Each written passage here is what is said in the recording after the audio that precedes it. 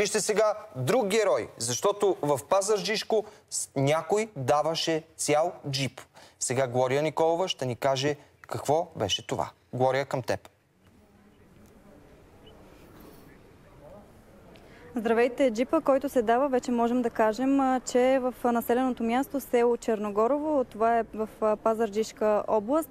Кой е човекът, който дава кмета и кои са хората, които са намесени вътре в агитацията? Можем да кажем вече, това е досегашният кмет на село Черногорово Емил Захариев, който се бори за 6-ти мандат в момента.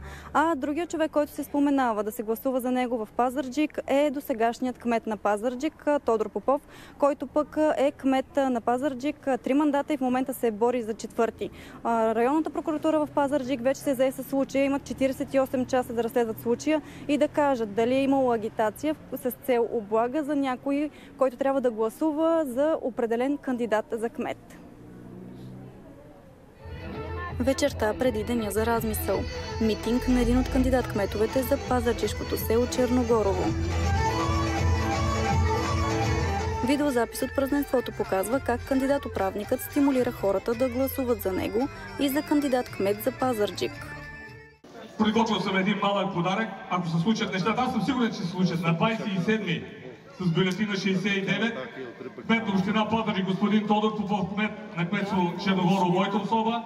Приготвил съм един лек подарък, малък подарък за някой жител, на който му се падне това нещо, да се преведе вечерта добър автомобил. Благодаря ви.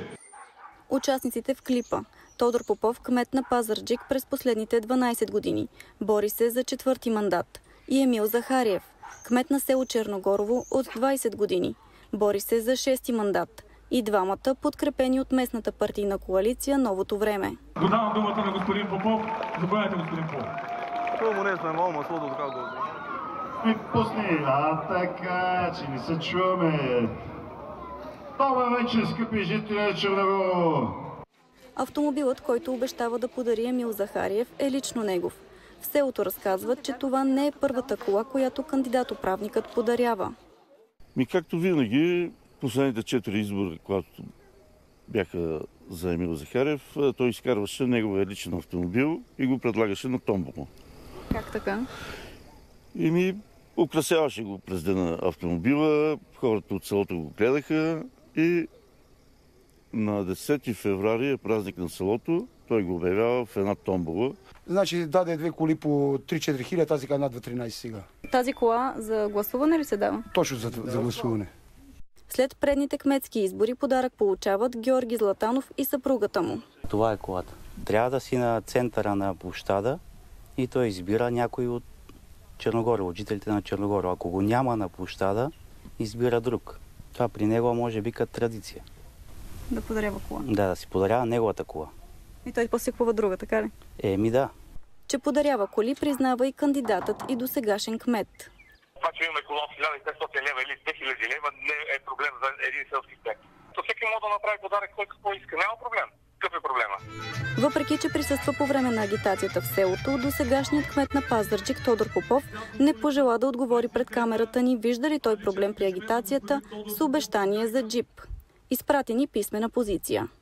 Очакваме компетентните органи да извършат служебните си задължения по подадения сигнал и до тогава оставаме без допълнителни коментари. Дали има предизборна агитация с предлагане на облага за глас, трябва да реши районната прокуратура в Пазарджик, която вече разследва случая.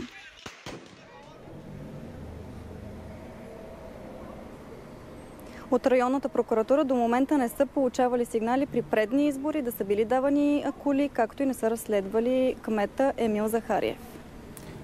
Ясно, кметът обича да подарява старата си кола, защото вероятно със всеки следващ мандат планира да си купи нова.